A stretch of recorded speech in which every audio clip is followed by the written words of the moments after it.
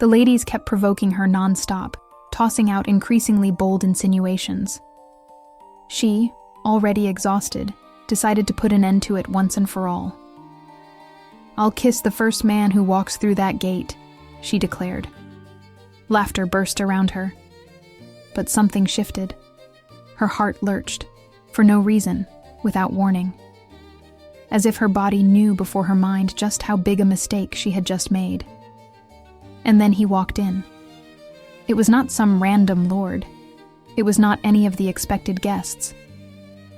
It was him, the Alpha King, the man whose very presence made submissive wolves lower their heads, the man no one dared hold eye contact with for long, the man she had run from 6 years ago.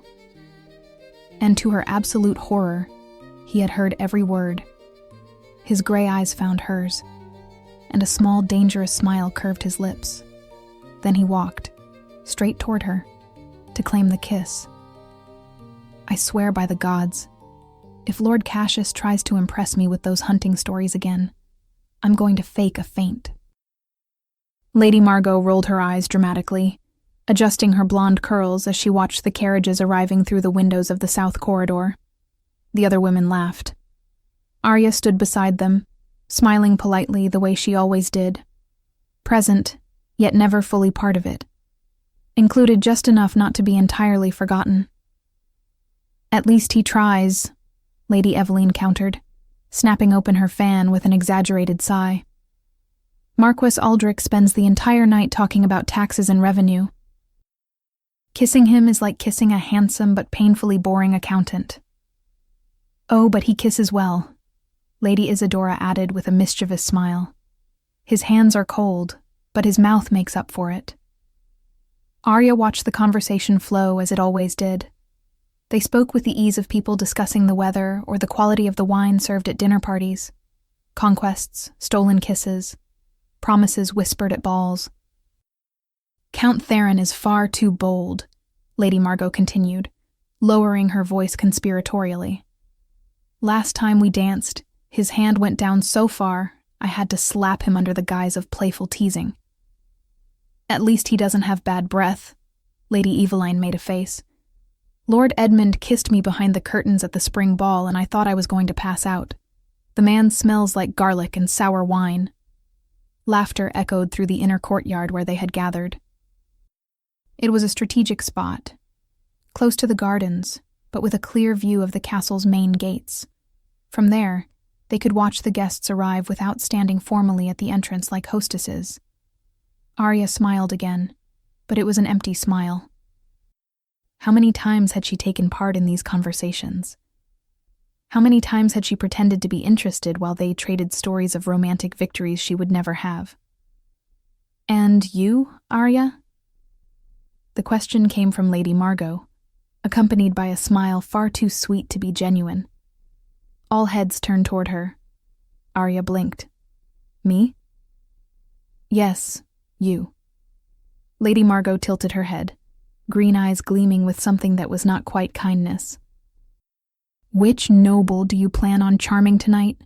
Or will you spend the entire ball discussing military strategies with the commanders?" Here we go.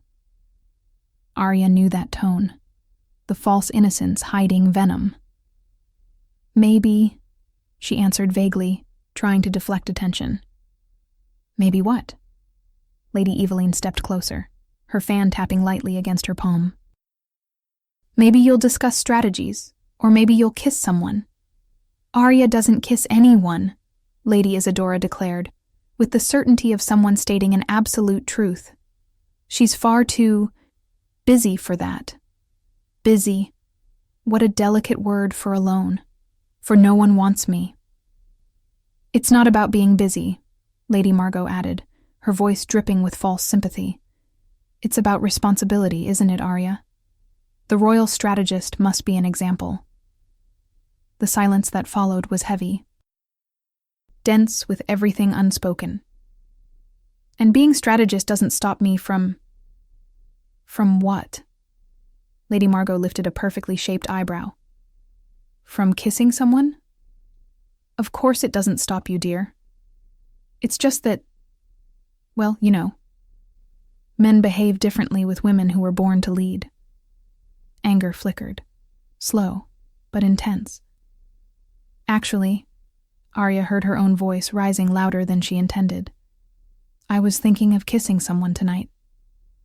The 5 women stared at her, genuinely surprised. Really? Lady Evelyn blinked. Who? Arya looked toward the gates. Carriages kept arriving. Nobles stepped out with their fine clothes and practiced smiles. The courtyard of Dawnvale Castle buzzed with preparations for the coronation ball. Step back now. Make an excuse. Laugh and say you were joking. But the words were already leaving her mouth. I'm going to kiss the first man who walks through that gate. Silence fell, absolute and complete. Lady Margot was the first to react, her laughter echoing across the courtyard. You're not serious. Why wouldn't I be? Arya crossed her arms, refusing to retreat. Not now. Not after years of being nothing but an observer. You all spent half an hour discussing who kisses well, who has bad breath, who's too bold. I simply decided to join the game. But Arya... Lady Evelyn exchanged a meaningful look with the others. What if it's someone inappropriate? Inappropriate how? Arya kept her chin lifted. I thought you all were modern women. Isn't a kiss just a kiss? It's different for you, Lady Isadora murmured. You have to think of your reputation, what people will say. Any man? Lady Margot narrowed her eyes, her smile returning. She was clearly having fun. Even if he's old, ugly, even if he's... Any man? Arya repeated, feeling her stomach tighten as she realized the trap she had set for herself. The women turned toward the gates in unison, watching with the anticipation of people waiting for a show. Arya looked too, her heart beginning to pound erratically. What have I done? What in the God's name have I just done? Minutes dragged by. A carriage with a golden crest entered. From it stepped a man so old and round he needed 2 canes to walk. Lady Margot let out a giggle. Will he do? He hasn't crossed the gate yet, Arya murmured, eyes locked forward. Her palms were sweating. Please let it be someone reasonable. A young knight, a wealthy merchant. Someone who'd accept a quick kiss and not turn it into a scandal. More carriages. A short count with a ridiculous beard. 2 twin brothers who looked drunk before even arriving. A merchant dressed in colors so bright he resembled a peacock. None of them had yet crossed the main gate leading to the inner courtyard where they stood. And then, from the far side of the outer courtyard, a man appeared. On foot. Alone. Coming from the direction of the stables, as if he had just left his horse with the caretakers. Arya's breath left her lungs. The black tunic, the tall, muscular build, the dark hair falling in unruly waves. She knew that silhouette. No, it can't be. But it was. Draven walked across the outer courtyard toward the gate that separated the entrance area from the inner one, where Arya and the ladies waited. He moved with the predatory grace of someone born for war, seemingly unaffected by the curious stares he drew. Or perhaps not so unaffected. Because when he was only a few steps from the gate, when Arya was still processing the impossibility of him being there, his pupils widened like a predator's, and locked with hers. For a split second, something flashed across that golden gaze. Recognition, surprise. And then he smiled. Impossible, Lady Evelyn whispered beside Arya, her voice hoarse. It's the Alpha King. Draven of Iron Ridge, Lady Margot breathed, leaning forward. I thought he never left his territory. They say he has become ruthless. I heard he executed 3 nobles who questioned his authority, Lady Isadora added, eyes wide. Personally. Arya couldn't hear them, couldn't do anything except watch Draven stride through the gate with long, deliberate steps, coming directly toward her. He shouldn't be here. Iron Ridge was 5 days away. He never attended social events. Never. Arya. Lady Margot's voice was laced with cruel delight. You're not actually going to do this, are you? Of course not. This is madness. Draven is not just any man. He's... But before Arya could finish the thought, before she could make up an excuse, before she could simply run, Draven had already crossed fully into the inner courtyard. His eyes, molten gold, stayed locked on hers, as if he knew exactly where she would be. And that smile was not kind. It was the smile of a predator who had just found his prey. Arya's legs refused to move as he crossed the courtyard toward her. Each step echoed inside her mind. The ladies around her stepped back instinctively, creating space. Run. You need to run now. But Arya stood frozen, like a doe before a wolf. Draven stopped just inches from her, close enough for her to smell pine and damp earth clinging to him. Close enough to see the small scars marking his strong jaw, close enough to feel the heat radiating from his body like a cloak. Arya. His voice was deeper than she remembered. Rough. Dangerous. What a pleasant surprise. Before she could respond, before she could even process what was happening, Draven leaned down and pressed his lips to her forehead. It was gentle, almost chaste, and absolutely devastating. Gasps erupted around them. Lady Margot choked on air. Lady Eveline clutched her chest dramatically. Arya remained frozen, the warmth of Draven's lips burning on her skin. When he pulled back, his eyes gleamed with amusement. He leaned in again, his mouth brushing dangerously close to her ear. I always suspected you were crazy about me, he murmured, low enough for only her to hear. But thank you for the very public confirmation. He heard. Realization hit Arya like a punch to the stomach. He had been in the courtyard, close enough to hear. He heard everything, every word. Would you like to have tea with me this afternoon? Draven stepped back just enough so their eyes met again. There was something beyond amusement in that golden gaze. Something hungry. Something that made Arya's stomach tighten. We have much to discuss. Arya felt all the ladies watching her, felt the weight of their expectations, their silent judgment, felt the danger radiating from Draven like heat from a bonfire. Say no. For all the gods' sake, say no. Nothing good can come of this. Yes. The word left her lips as a whisper, a surrender. Draven's smile widened, revealing perfect white teeth. He took her hand, lifting it to his lips in a courtly gesture completely at odds with the intensity of his gaze. Until this afternoon, then. And then he walked away, his black tunic trailing behind him as he headed toward the quarters reserved for honored guests. Arya stayed rooted in place, her hand tingling where he had touched her, heart pounding so loudly she was certain the other women could hear it.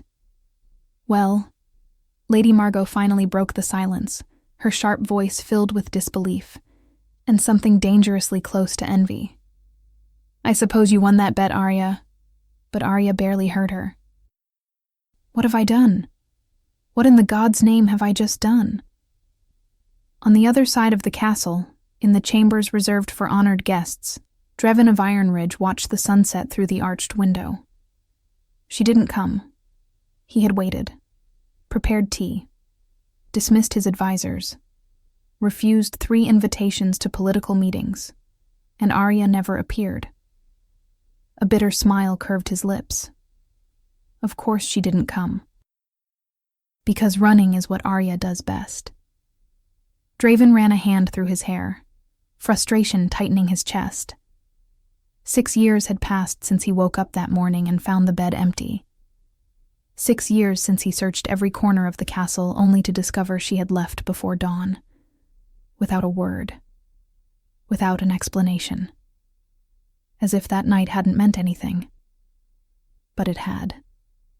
To him, it had meant everything. Draven closed his eyes, allowing himself to remember.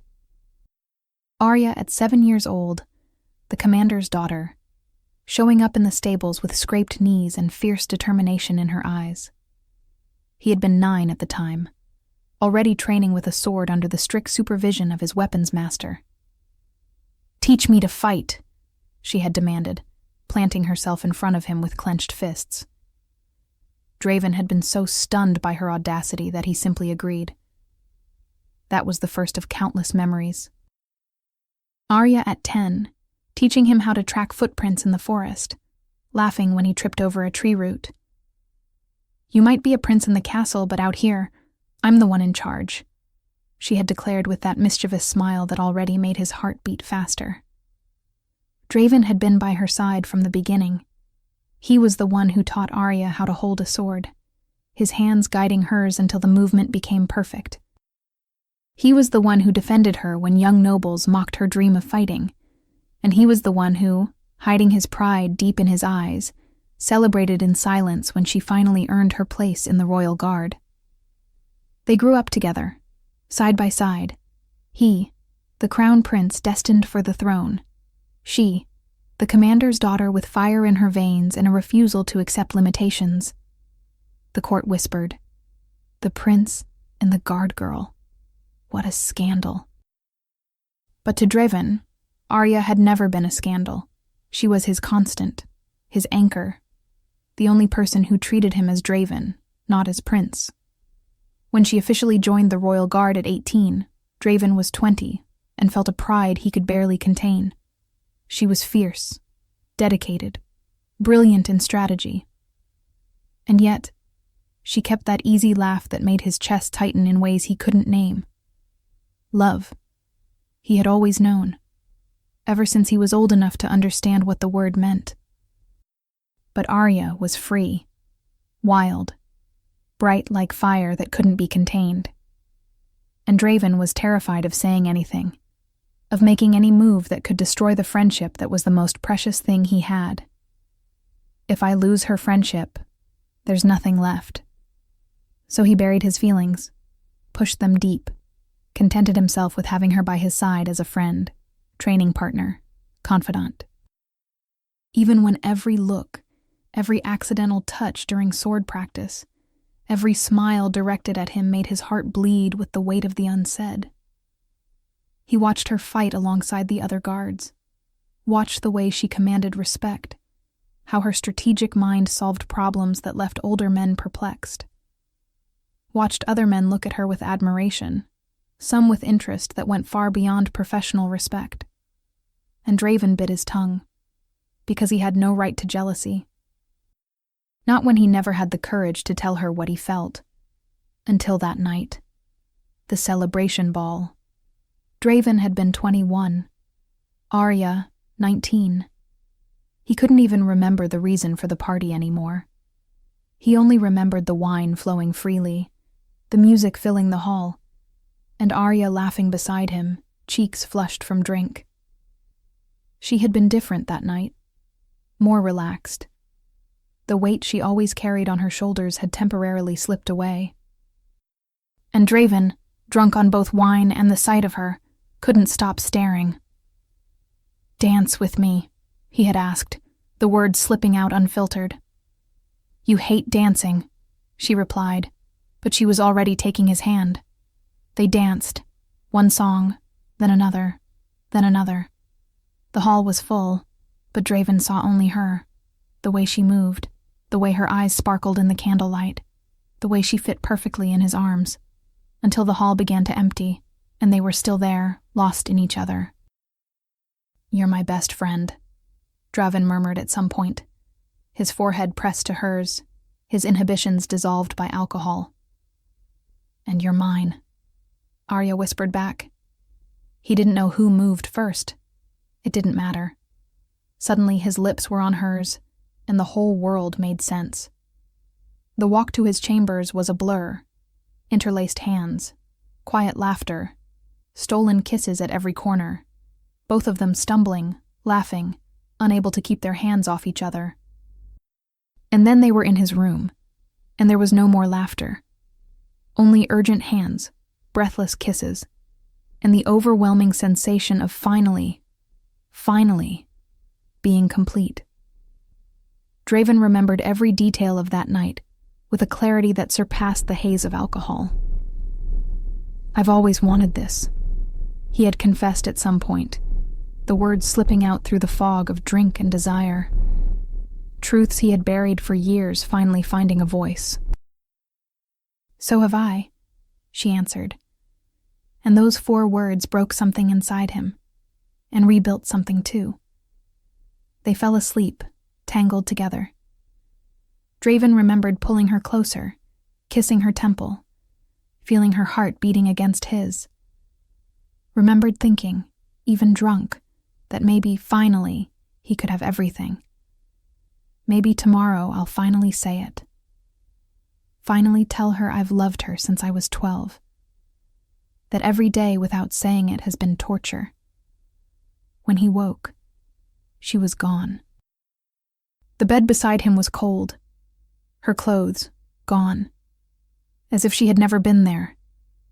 Only her scent remained on the sheets. A cruel reminder of what he'd had for one night. Draven got up unsteadily, his head pounding, his heart in panic. He dressed hurriedly and searched for her frantically. Walked through every corridor in the castle, questioned every guard, checked her quarters, the guard's hall, the strategy room, the stables. Nothing. Until he finally found the commander, her father, with a grim expression. "She requested a discharge from the guard," the man said, his voice careful, avoiding Draven's eyes. "To take care of personal matters. She left this morning, before dawn." Personal matters.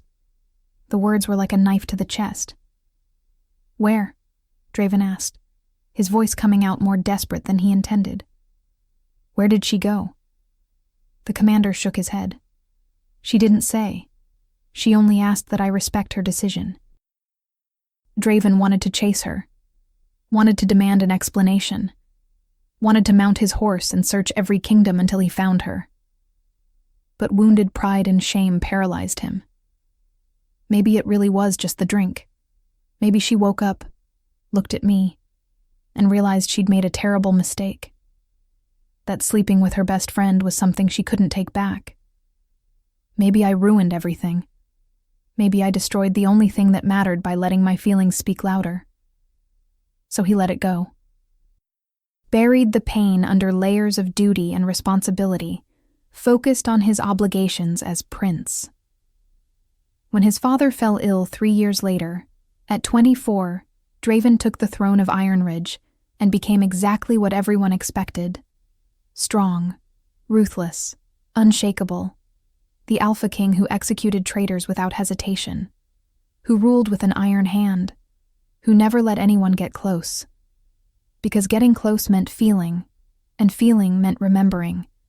And remembering was a pain he couldn't bear. But on lonely nights, when the castle fell silent and he was left alone with his thoughts, it was Arya who appeared.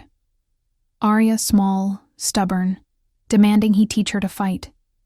Arya young, laughing loudly when she knocked him down in training. Arya a grown woman, lying in his arms on that single perfect night he could never forget. As the years passed, the truth became undeniable. It wasn't the wine.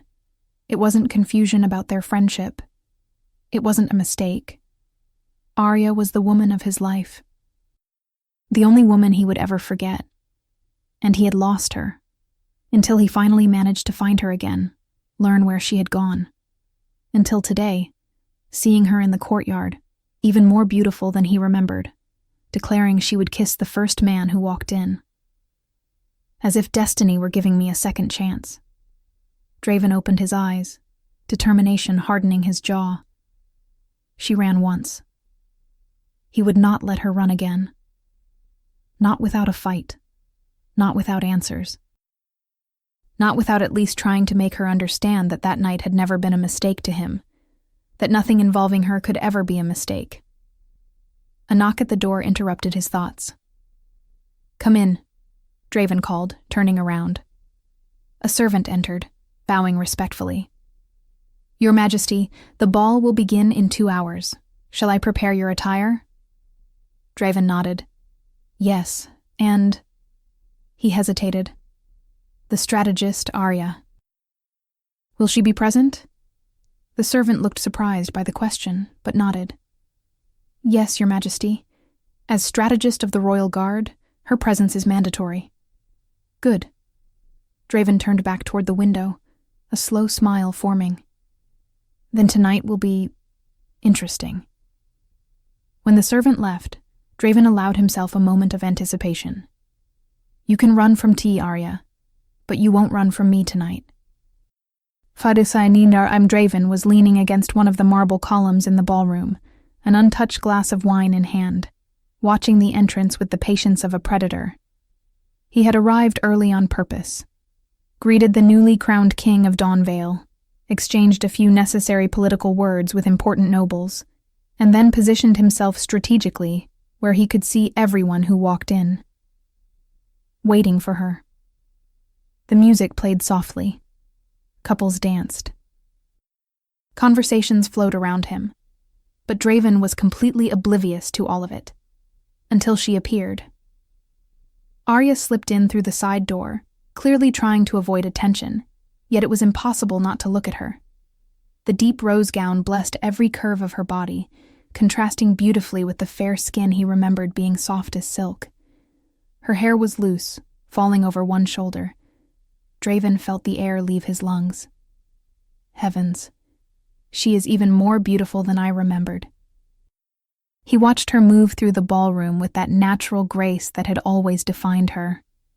She greeted a few guards, waved at acquaintances, her eyes constantly cataloging details of the room.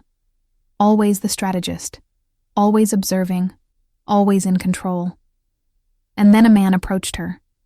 Draven straightened immediately, every muscle in his body tensing. The man was broad, older, his hair beginning to gray. He touched Arya's arm with familiarity, leaning in to whisper something in her ear that made her smile. A real smile. Not the polite one she gave everyone else. A genuine, warm smile. Who the hell is that? Draven watched with growing irritation as the man remained by Arya's side, clearly comfortable in her presence. A woman in a green dress soon joined them, linking her arm with the man's, but he continued talking animatedly with Arya. Far too animatedly.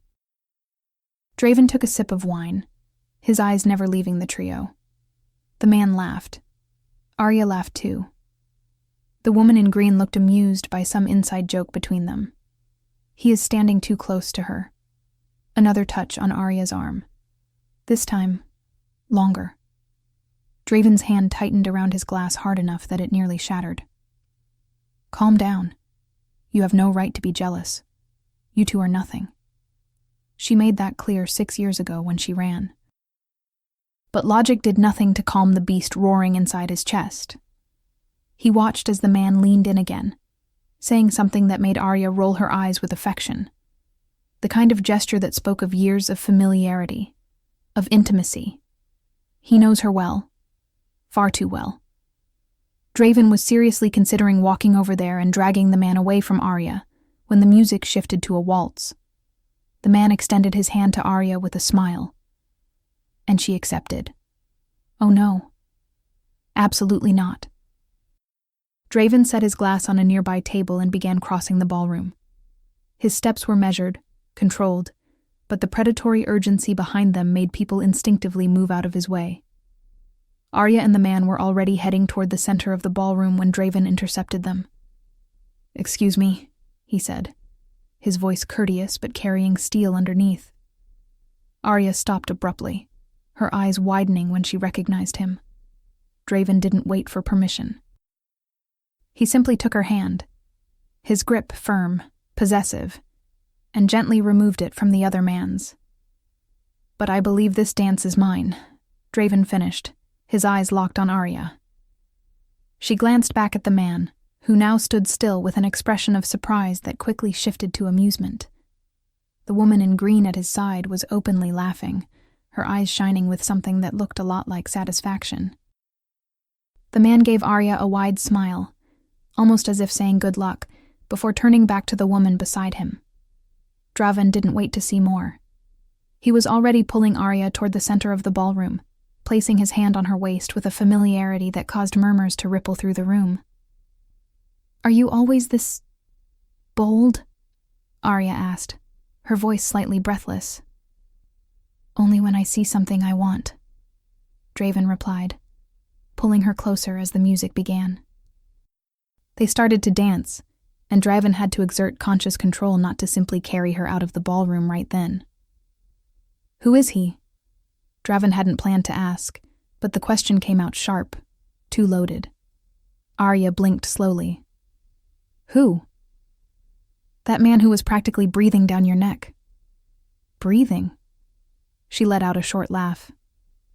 "He was just being polite. Polite doesn't require touching." "Some people are warm, Your Majesty." Arya lifted a brow, too casual to be genuine. "It's a friendly gesture. Funny, because that friend seemed very comfortable holding your arm. You're telling me you noticed that?" Her smile was pure challenge. "I notice everything that happens around you." "That sounds like..." Arya stepped closer. "Jealousy." Draven let out a humorless laugh. "Don't be absurd." "Then why are you tense like a bow about to snap?" She slid her fingertips along her own collar. Pure provocation. His eyes darkened dangerously. "Because I don't like when someone touches what they shouldn't." Arya arched a brow. "What they shouldn't?" He leaned in, his mouth brushing her ear. "You understood perfectly." "Funny, because I don't remember signing any document saying I belonged to you." "You didn't." His voice was hoarse, held together by a thread. "But that doesn't stop anyone from wanting." Silence erupted between them, too thick, too heavy. "You have no right to be jealous of anything concerning me," Arya said, studying his face. "No?" Draven pulled her even closer. "And what if I disagree?" "Then you're being presumptuous. Presumptuous for wanting to know who the man is who clearly has free access to you." "He's John, my best friend's husband." Silence. "Husband," Draven repeated, processing. "Yes, Elena, the woman in the green dress you saw with him. They've been married for 8 years, 3 children." There was amusement in her eyes now. "John is like a brother, my right-hand man at work." The relief that washed through Draven nearly made him stumble. Heat rose up his neck. "I didn't know." "Clearly." The corner of her mouth curved. "You should have seen your face. You looked ready to challenge him to a duel." "I was considering it." Arya laughed. Genuine, musical, a sound he hadn't heard in 6 years. "You were jealous." "Out of my mind," Draven admitted. "And I don't regret it." "That's not fair. You can't say things like that." "Why not?" "Because it makes everything harder." "Good." He guided her face back toward him. "Maybe it should be hard. People are staring. Let them stare." Draven pulled her even closer, eliminating any socially acceptable distance.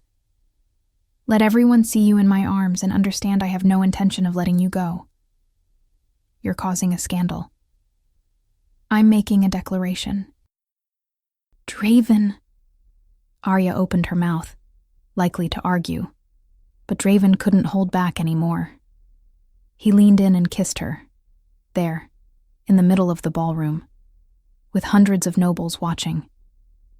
For a second Arya froze, then she melted against him, her hands sliding up to his shoulders, her body pressing into his as she returned the kiss with a fervor that stole every breath from his lungs.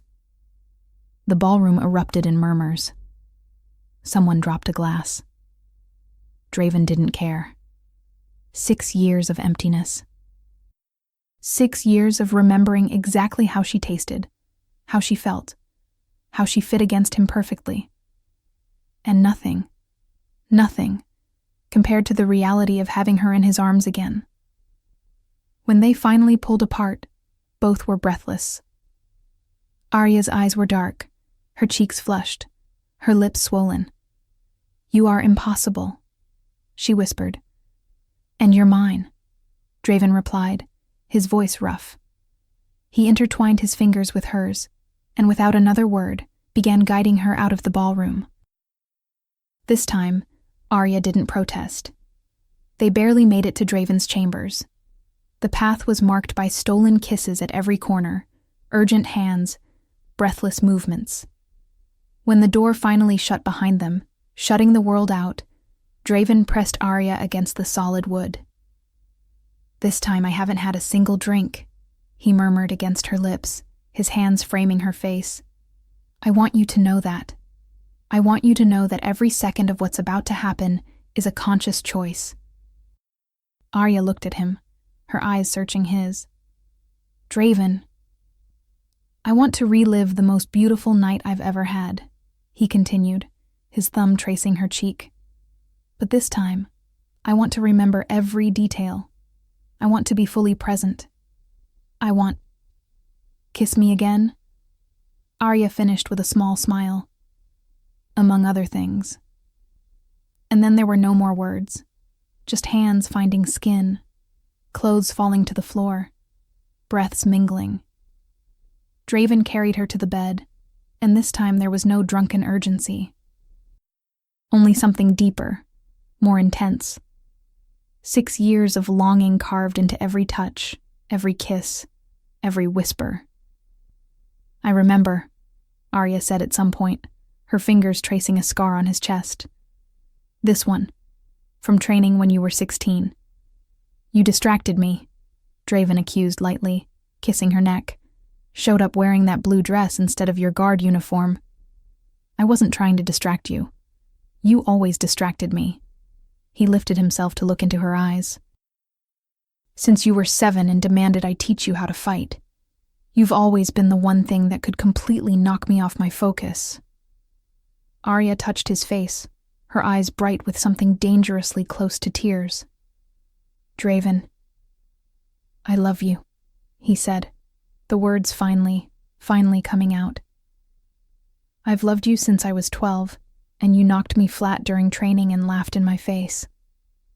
I loved you when I was 15, and you taught me to track deer in the forest. I loved you that night 6 years ago, and I love you now. It's always been you, Arya. Always." A tear slid down her cheek. "Don't cry," Draven whispered, kissing her gently. "Not unless they're good tears." "I don't know what they are," she confessed, her voice breaking. "I don't know how to process this." "Then don't." He pulled her close. "Just feel. Just stay. Just let me love you the way I always wanted to." And she stayed. The night unfolded in a blur of sensations. Unlike the first time, when urgency and wine had created a frenzy, this time there was deliberate slowness, a savoring. Draven memorized every inch of her skin, every sigh, every shiver, every way she responded to his touch. And Arya, in turn, explored him with a freedom she hadn't had before. Her fingers traced his muscles, his scars, every part of him with a reverence that made his heart stumble. "Stay with me," Draven whispered, when they finally moved together. "This time, stay." Arya didn't answer with words. She simply pulled him closer, her lips finding his in a kiss that promised everything and nothing at once. They moved together as they had years ago, but better, more connected, more aware. And when pleasure dragged them both over the edge, Draven held her as if she might disappear at any moment. Because deep down, he knew she could. Afterward, they lay tangled together, sweat cooling on their skin, their breaths slowly steadying. Draven traced lazy patterns on Arya's back, feeling her relax against him. "Stay," he repeated, more plea than command. When the sun rises, stay. Don't run again. Arya stayed quiet for so long, he thought she had fallen asleep. I can't promise that, she finally whispered. Why? Because there are things you don't know, things that... Then tell me. Draven turned her to face him. Tell me everything. Tell me why you left. Give me one reason. Any reason. Arya touched his face, her eyes full of sorrow. Not tonight. Please, just let me have this night. And there was something in her voice, something desperate and frightened, that made Draven relent. All right, he murmured, pulling her back into his arms. Tonight is yours, ours. But tomorrow, Arya, tomorrow we talk.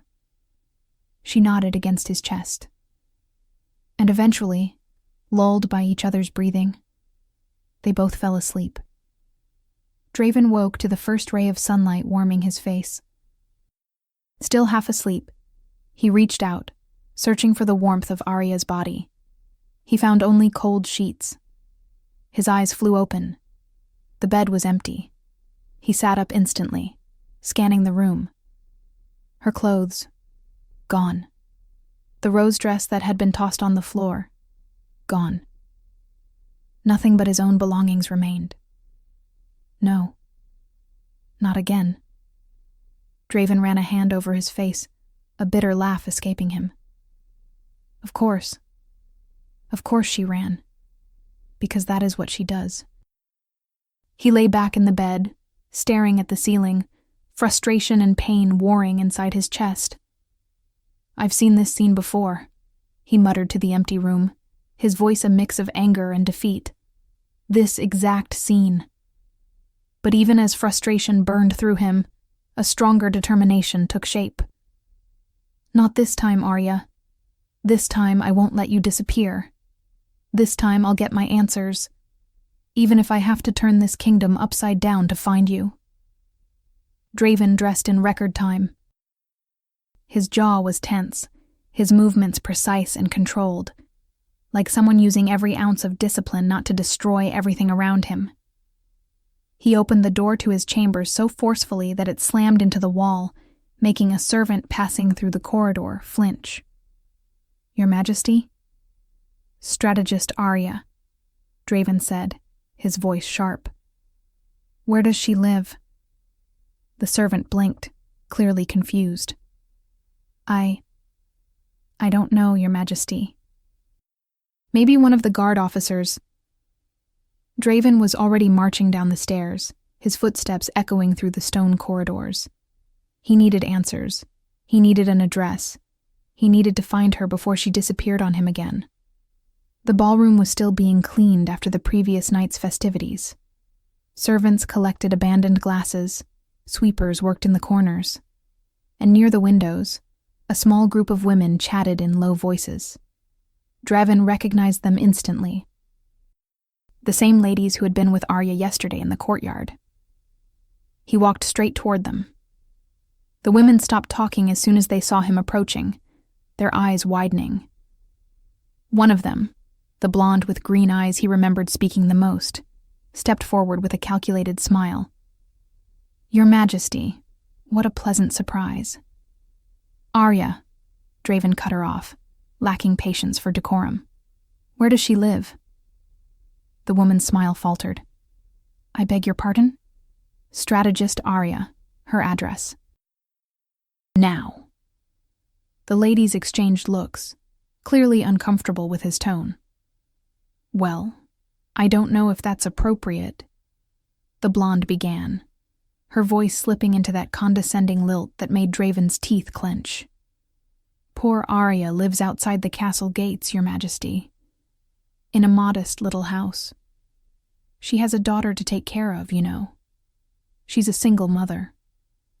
The way she said the last words, laden with judgment and false pity, made something dark stir inside Draven.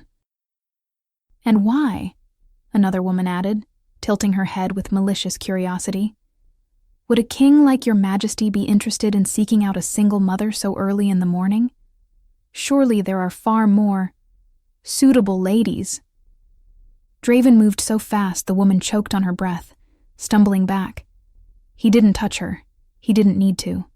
The sheer fury radiating off him was enough to make all 5 women pale. "Address," he repeated, his voice low and dangerous. "Now. Or there will be consequences for wasting my time."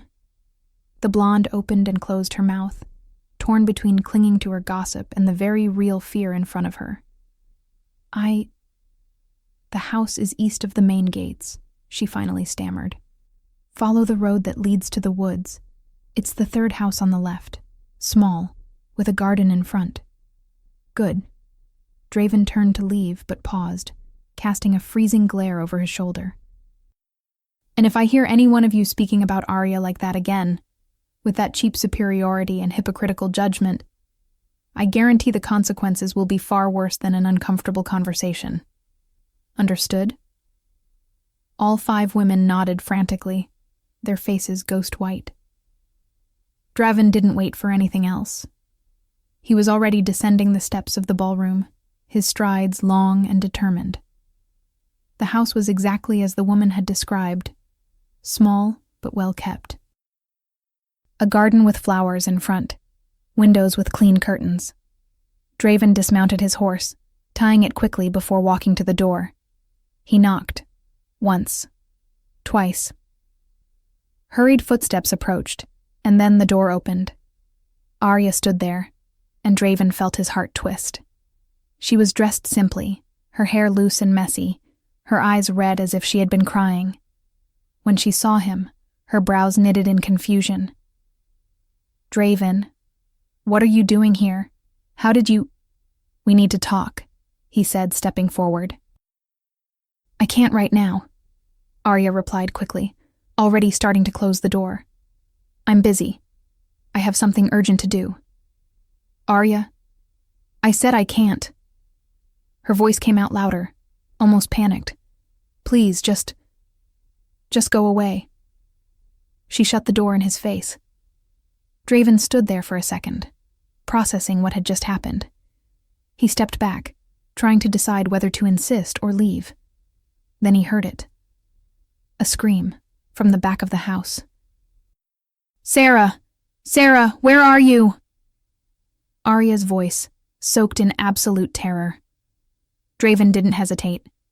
He sprinted around the house, following the sound of her voice. He found Arya at the back, near the line of trees that marked the start of a small forest. She was screaming someone's name, her hands trembling, her eyes scanning the woods frantically. "Sarah, please, sweetheart, answer Mommy. Sarah." "Arya." Draven rushed to her. "What happened?" She turned to him, and he saw tears streaming freely down her face. "Draven, I don't have time to explain. I need to find her. I need to—" "Find who? What's going on?" "My daughter!" Arya cried, pure terror in her voice. "Sarah, she's 5 years old and she's having symptoms of shifting. She's too young. It shouldn't be happening yet, but it is. And she ran off scared and I can't find her and—" Her voice broke, a sob tearing free. "I'll help," Draven said immediately, his hands gripping her shoulders. "We'll find her. What does she look like? Describe her to me." Arya stared at him, her eyes searching his. And then, in a broken voice, she said, "She looks exactly like you." The world stopped. Draven felt like he had been punched in the stomach. "What?" "Dark hair. And that look. Those golden eyes you get when you're about to lose control." Arya swallowed hard, tears spilling again. "She has your face, Draven. Your smile, your stubbornness. She is your daughter. Daughter. I have a daughter. A 5-year-old daughter I never knew existed." 1,000 questions exploded in his mind. 1,000 accusations. 1,000 demands for explanations. But none of them mattered now. Because somewhere in that forest was a child.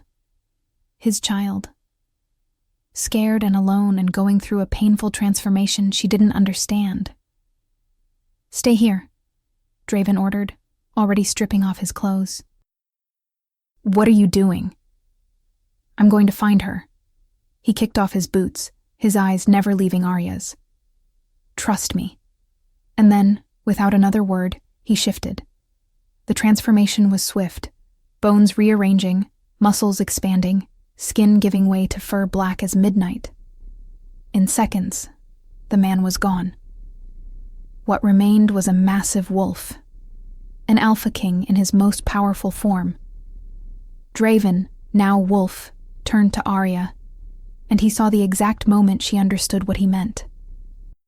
She nodded, and then began her own transformation. Arya shifted into a smaller wolf, but no less impressive. Dark brown fur, green eyes even in wolf form. The two wolves looked at each other for a moment, and then, as if it were the most natural thing in the world, they ran side by side into the forest. Draven let his wolf senses take over. The smell of damp earth, of leaves, of small animals hiding at their approach. And then, something else. Something familiar despite being entirely new. Her. He didn't know how he knew, but something in the core of his being recognized the scent that was half Arya, half himself. My daughter. My blood. He followed the trail, Arya running beside him. They moved in perfect sync, just like in the old days when they trained together, their bodies working in instinctive harmony. The scent grew stronger, and then Draven heard it. A low whimper. Scared. He sped up, leaping over a fallen log, dodging thorny bushes, and then he saw her. A small girl, curled against a tree, her body trembling violently. She was somewhere between human and wolf, the shift clearly painful, her tiny face twisted in agony, black hair like his, golden eyes full of tears. Heavens, she really is just like me. Draven approached slowly, keeping his movements calm and non-threatening. The girl saw him and curled in further, a frightened whine escaping her. Behind him, Arya had stopped, keeping her distance. She knew she couldn't get close right now. The child was terrified, and too much stimulation could worsen everything. Draven lay down on the ground a few feet from the girl, making himself appear smaller, less intimidating.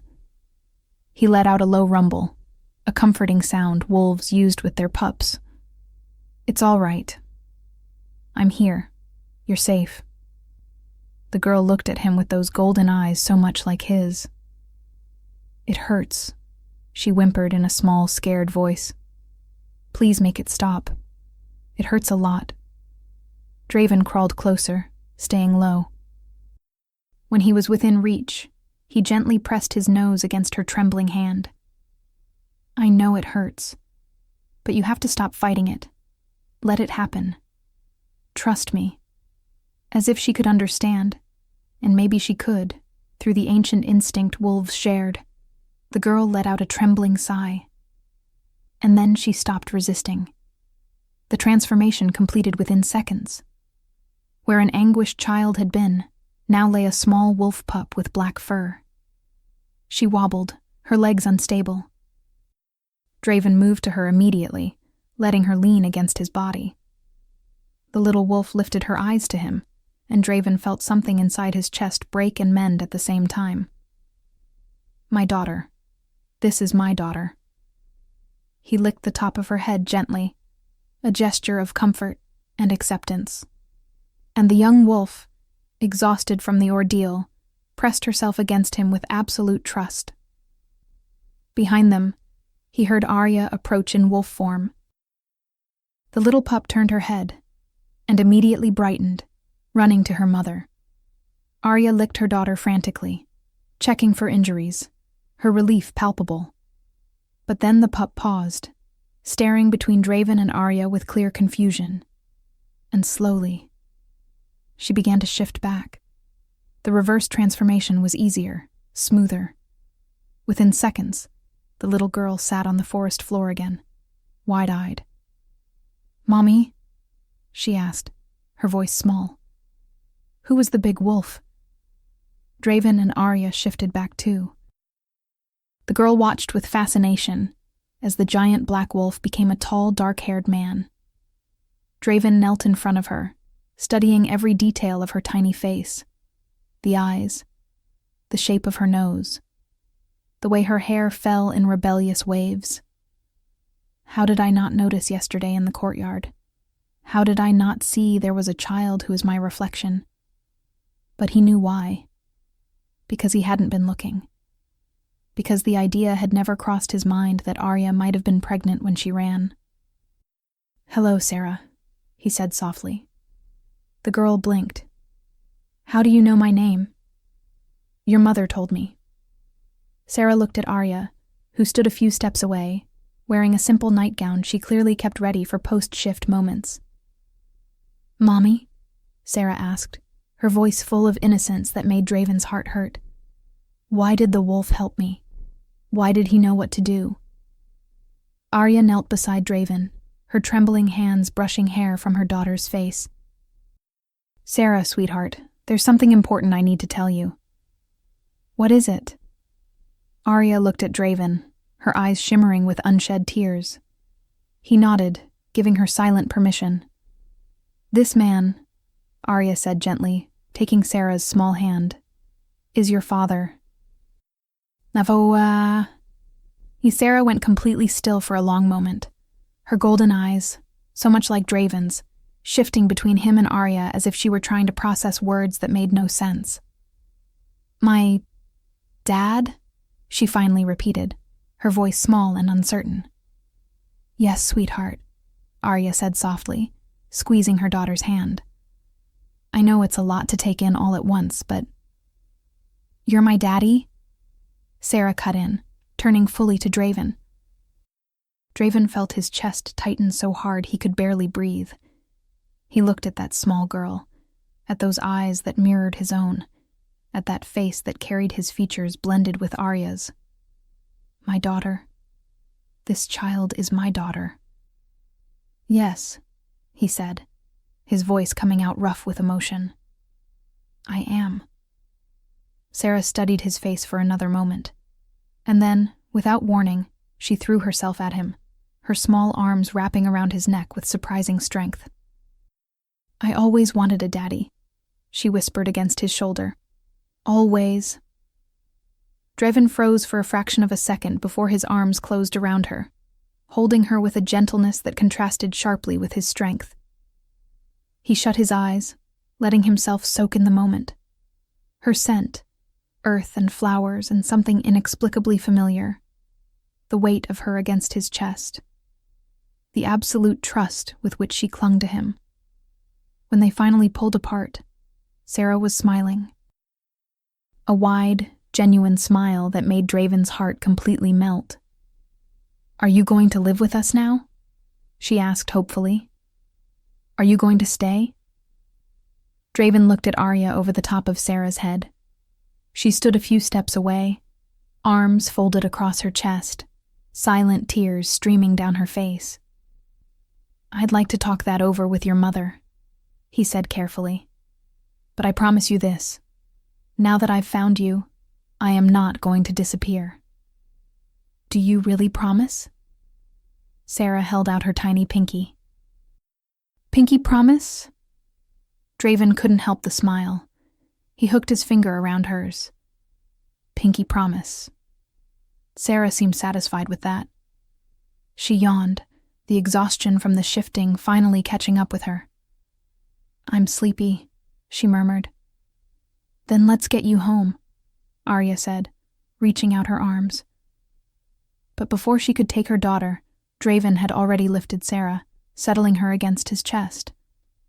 The girl relaxed instantly, her head resting on his shoulder. "I'll carry her," Draven said simply. Arya looked as though she might argue, but then she just nodded. The walk back to the house was quiet. Sarah fell asleep halfway there, her breathing turning soft and steady. Draven held her as if she were the most precious thing in the world. When they reached the house, Arya opened the door and led Draven to a small room at the back. It was cozy, with flowers painted on the walls and a little bed covered in colorful blankets. Draven laid Sarah down gently, making sure she was properly covered. He stood there for a moment, just watching her sleep. My daughter. No matter how many times he repeated the words in his mind, they still did not feel real. Arya touched his arm lightly. Come on, let her rest. They left the room in silence, and Arya closed the door carefully behind them. In the small room that served as a living area, the silence settled like a physical presence.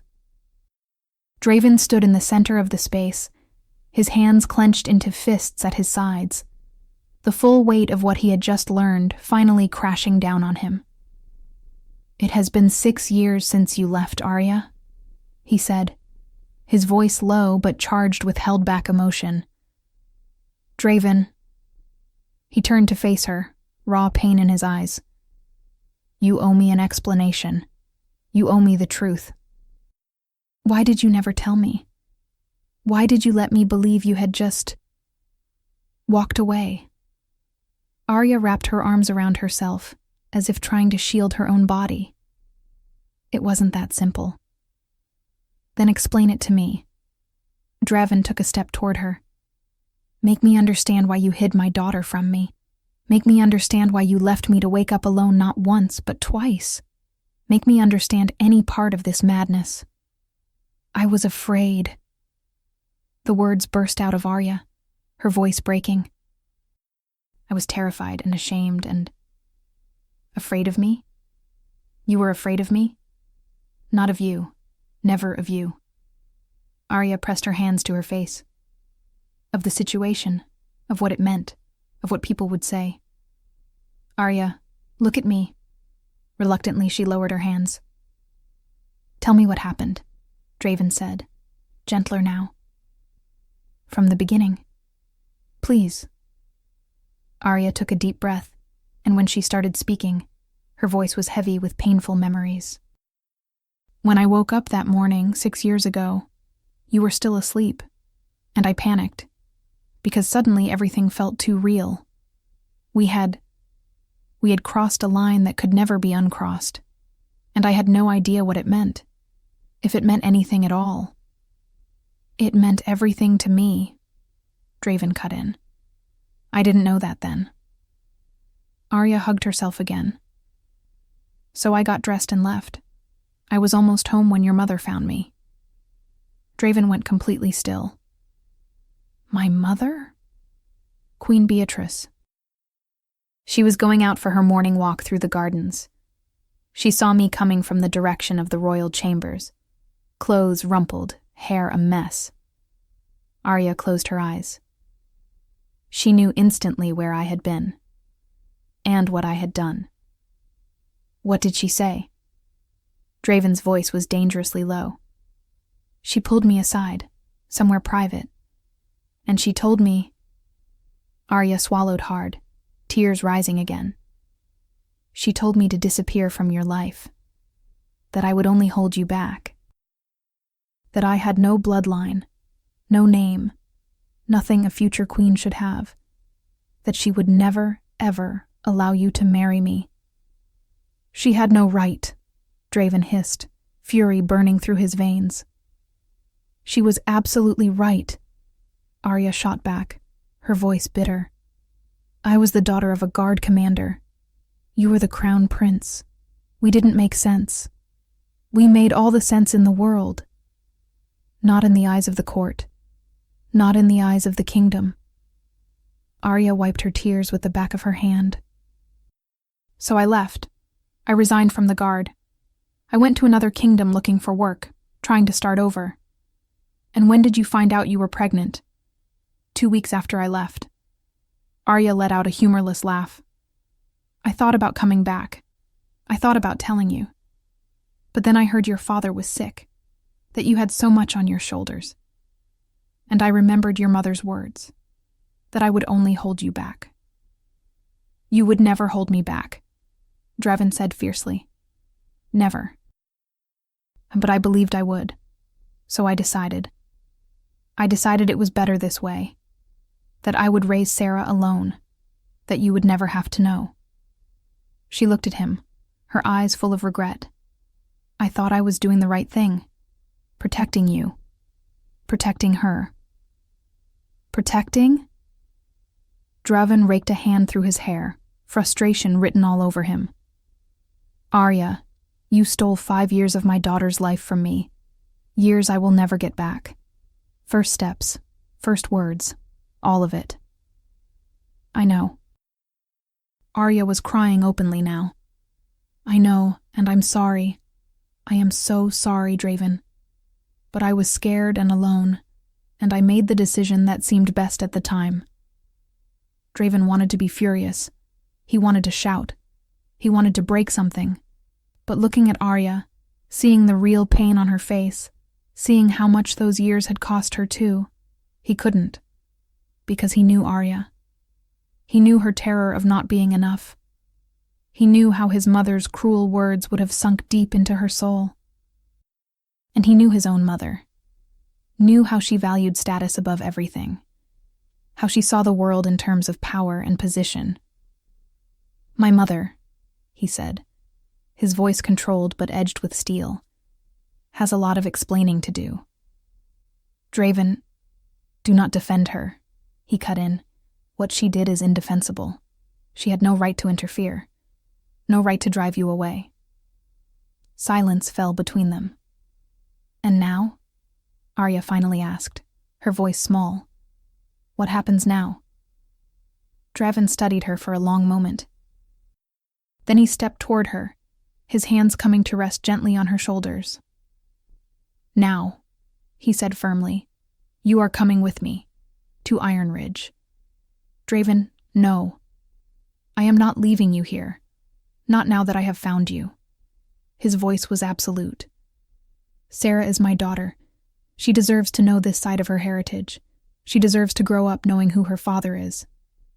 But my life is here, my work. You can work in Iron Ridge, as a strategist, as queen. He cradled her face in his hands. As my wife, if you will have me. Arya blinked, stunned. Wife? Do you honestly think that after all this, after loving you my whole life, after discovering we have a daughter together, I'm just going to let you walk away? Draven rested his forehead against hers. I love you, Arya. I always have.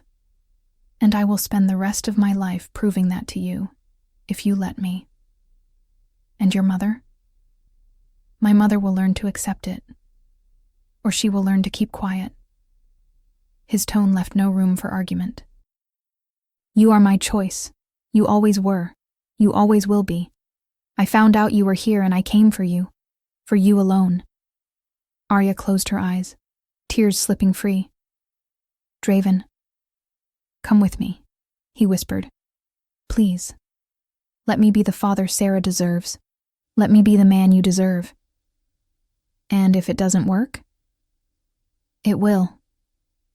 Draven brushed a soft kiss against her forehead, as if touching something sacred. Because I am not giving up on you. And because no matter how hard I tried to move on, my heart never learned to love anyone else. Only you, Arya. She shut her eyes, as if those words had hit the most vulnerable place inside her. 1 second. 2. 10. Long enough for Draven's chest to tighten in fear of her answer. But then Arya drew a shaky breath, a small, trembling breath, and nodded slowly. Fine, she whispered, her voice as fragile as a thread of hope. And in that whisper, Draven knew. The world could fall apart, and he would still fight for her. 3 days later, an ornate carriage passed through the gates of Iron Ridge. Sarah was wide-eyed with wonder, her nose pressed to the glass as the mountain kingdom unfolded before them. Arya sat beside her, nervously smoothing the simple dress she wore. Draven, seated across from them, watched them both with a satisfaction he didn't even try to hide. My family, at last. When the carriage stopped in front of Iron Ridge's main castle, Draven stepped out first, holding his hand out to help Arya down. She took it, climbing out with nervous grace. Sarah hopped out after her, her eyes huge as she took in the imposing fortress. "It's so big," she exclaimed. "Welcome home," Draven said, taking her small hand. And that was when he saw his mother. Queen Beatrice stood at the main entrance, clearly waiting to greet him after his time away. She looked as elegant as ever, her elaborate purple gown pristine, her posture flawless. Then she saw Arya stepping down from the carriage. Beatrice froze, her eyes widening in shock. Draven watched his mother process Arya's presence, saw the instant recognition, saw the confusion, the surprise, the first flicker of what looked a lot like panic. And then Sarah stepped out from behind Arya, still holding Draven's hand. Beatrice looked at the little girl, and all color drained from her face, because it was impossible not to see it. Sarah was Draven in miniature. The same dark hair, the same eyes, the same face shape, the same scent. Beatrice brought a hand to her mouth, her gaze darting between Draven, Arya, and Sarah with growing comprehension. Sarah, innocent to the heavy tension around her, let go of Draven's hand and walked straight up to Beatrice. "Are you my grandma?" she asked with the brutal honesty only children have. Beatrice stared at the girl, and Draven saw tears gather in her eyes. She began, her voice breaking. She couldn't finish. She just covered her mouth, tears finally spilling over, and turned, hurrying into the castle. Sarah looked back at Draven, confused. "She did not like me?" "That's not it, little one," Draven said, scooping her up. "She was just surprised. I will take care of it." He passed Sarah to Arya. "Take her inside. The servants will show you your rooms." "I will be there soon." Arya nodded, understanding what he needed to do. Draven found his mother in her private sitting room, seated in a chair with her face in her hands. "Mother." Beatrice lifted her head. Her eyes were red, her face streaked with tears. "A granddaughter," she whispered. "I have a granddaughter." "Yes, you do." Draven crossed his arms. "A 5-year-old granddaughter you could have known from the day she was born, if you had not interfered." Beatrice closed her eyes. "You know?" "Arya told me everything. How you found her that morning. What you said to her." "Draven, you had no right," he cut in, his voice like iron. "No right to drive her away. No right to make her believe she wasn't good enough. No right to steal 5 years from me and my daughter." "I was trying to protect you." Beatrice rose to her feet, her voice defensive. "You were the crown prince. She was only..." "Only what?" Draven took a step toward her. "Only the woman I loved. Only the most important person in my life." His gaze burned. "You almost destroyed everything, Mother. Because of your pride. Because of your ridiculous ideas." Beatrice seemed to shrink under his stare. I was wrong," she finally admitted, her voice barely above a whisper. "I see that now. That little girl. Sarah. She's beautiful. And the way she looked at you."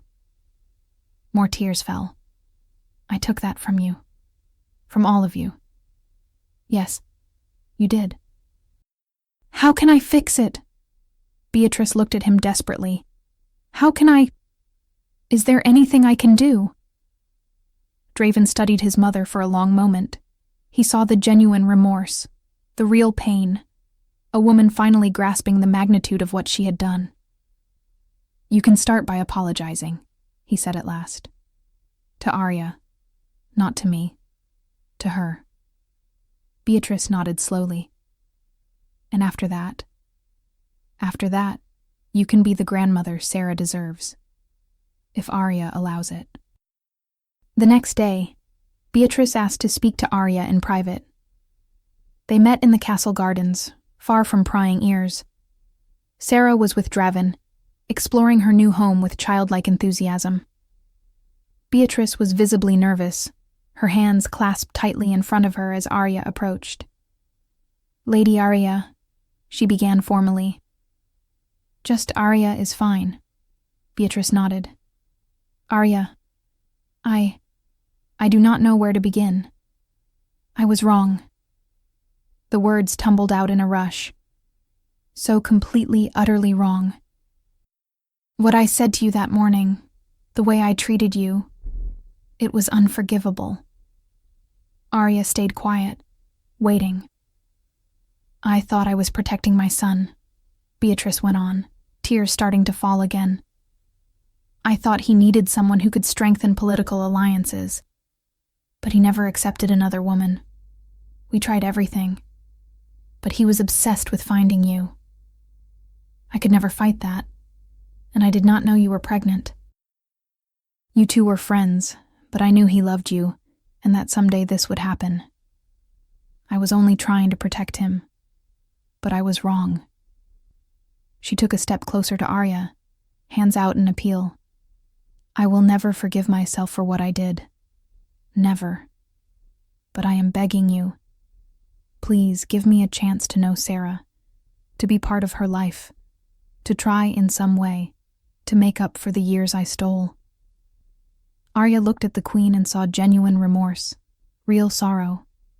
She thought of Sarah, of how the girl had asked about her grandmother, of how her eyes had lit up at the idea of having more family. "I cannot promise it will be easy," Arya said at last. "I cannot promise I will forget what happened. I do not expect you to forget. But," Arya drew a deep breath, "Sarah deserves to know her grandmother. And if you are truly willing to try—" "I am. I swear I am." Arya nodded slowly. "Then we will try. For her." Beatrice let out a sob of relief and, to Arya's surprise, pulled her into a hug. "Thank you," she whispered. "Thank you for being more generous than I deserve." When they stepped apart, both women were crying. "Come," Arya said, wiping her cheeks. "Let's find Sarah. She is dying to meet her grandmother properly."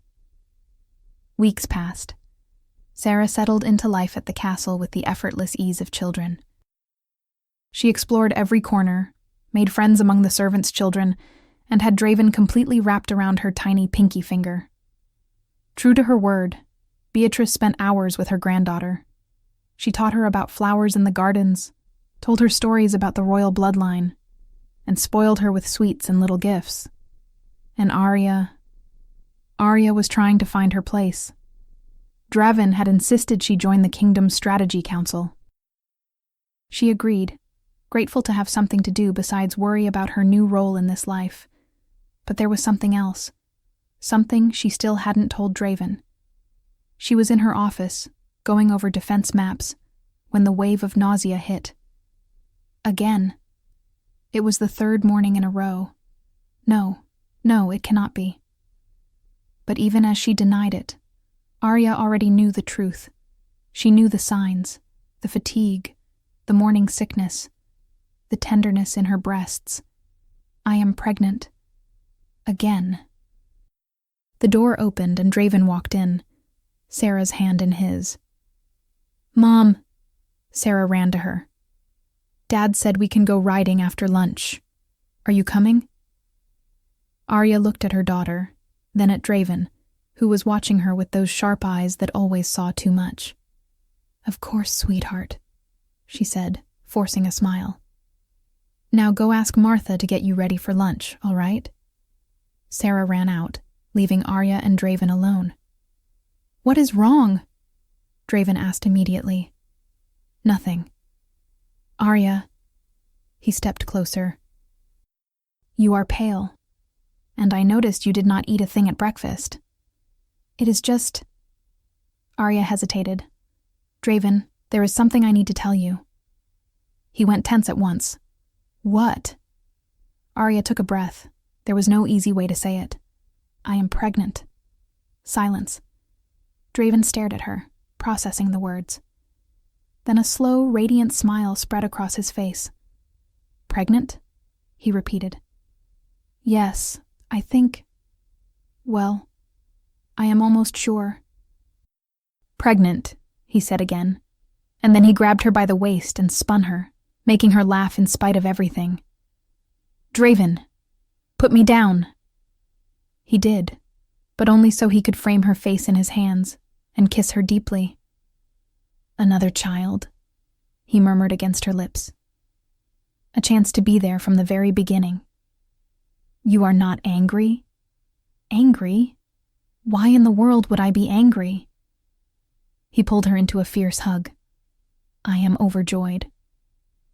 Arya let herself relax against him, relief flooding her. We are going to need a nursery, Draven was already planning aloud, and a nursemaid, and... Draven, Arya cut in, laughing. We still have months. I do not care. I want everything perfect. He kissed her forehead. This time, I will be here for every second. 8 months later, a baby boy was born. It was a difficult birth, but Arya was strong. And when the baby's first cries filled the room, Draven was there, holding her hand, tears streaming freely down his face. A boy, the midwife announced, placing the baby in Arya's arms. Draven looked at his son, small, red, perfect, and felt his heart overflow.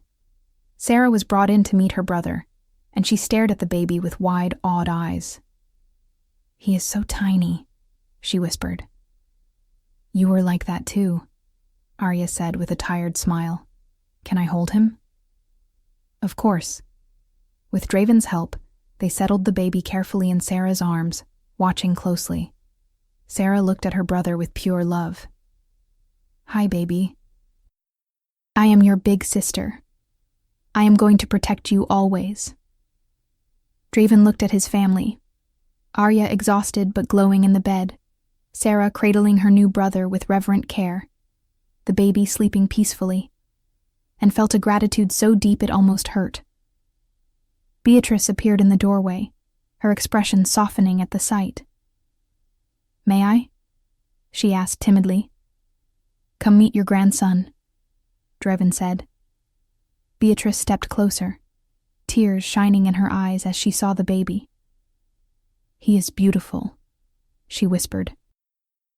Absolutely perfect. Do you want to hold him, Grandma? Sarah offered.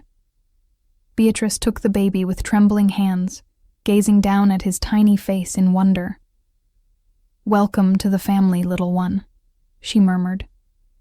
Draven sat on the edge of the bed beside Arya, taking her hand. Are you all right? He asked quietly. I am perfect, she replied, giving his hand a squeeze. And she was. Surrounded by the family she had almost lost, by the family she had almost never had. Draven looked around the room. Sarah chatting with her grandmother about the baby. Beatrice smiling genuinely for the first time in years. Arya at his side, tired but happy. His son in his mother's arms. His daughter finally knowing every piece of who she was. The woman he loved. Finally his. This, he thought, this is happiness.